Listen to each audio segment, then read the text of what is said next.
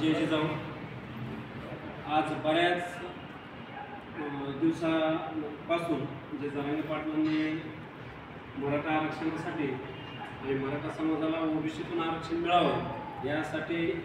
जो आंदोलनाचा ऐतिहासिक लढा उभारला आणि त्या आंदोलनातून संबंधित संपूर्ण गावागावातून बऱ्याच लोकांना आपल्या बांधवांना ओबीसीतून कास्ट मिळालेले आहे. पण आता राहिलेल्या सगळे सोयरे आणि सगळ्या बांधवांसाठी आणि सगळे सोयरे कायद्यासाठी पाटील येणाऱ्या 4 तारखेला उपोषणाचा परत एकदा बसण्याचा त्यांना निर्णय घेतलेला आहे. पण आपल्या परळी तालुक्याच्या वतीने कायमच आपण जरांगे पाटील यांना पहिल्या दिवसापासून ते आजपर्यंत आपण जरांगे पाटील म्हणते तेच आपण म्हणतील तेच धोरण आणि बांधतील तेच धोरण आपण स्वीकारून आपण आपण प्रत्येक वेळेस दिलेला आहे. तर मित्रांनो,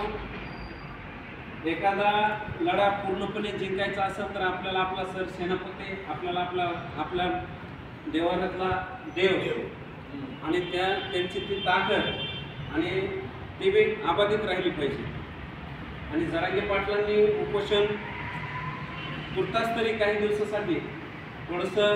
पुढे ढकलावं यासाठी आपण आपल्या परळी तालुक्याच्या वतीने एक विनंतीपत्र किंवा तुम्ही 4 तारखेनंतर जे पूर्ण भारतामध्ये लोकसभेची निवडणूक झालेली आहे आणि या निवडणुकीच्या माध्यमातून निकालाचा दिवस असल्याने येणाऱ्या 4-5 दिवस त्या संपूर्ण घटनाक्रमाचा पूर्ण हे होईपर्यंत देशातला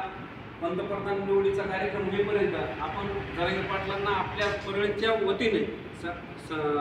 सर्वांच्या वतीने आपण त्यांना एक विनंतीपत्र देऊन एक सर्वानुमते ठराव देऊ किंवा 15 तारखेपर्यंत आपण आपलं जे उपोषण आहे आपण 15 तारखेनंतर घ्यावं. तोपर्यंत वेगळ्या आंदोलनाचा आपण यात अवलंब करू शकतो आणि आमचा परळी तालुका संपूर्ण कायम तुमच्या सोबत होता आहे आणि कायम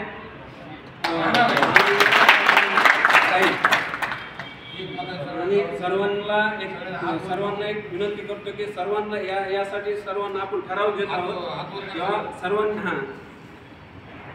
म्हणजे आपण सर्वजण उद्याच्याला जो ठराव मंजूर करायचा त्यासाठी आपण सर्व तयार आहोत. एक मराठा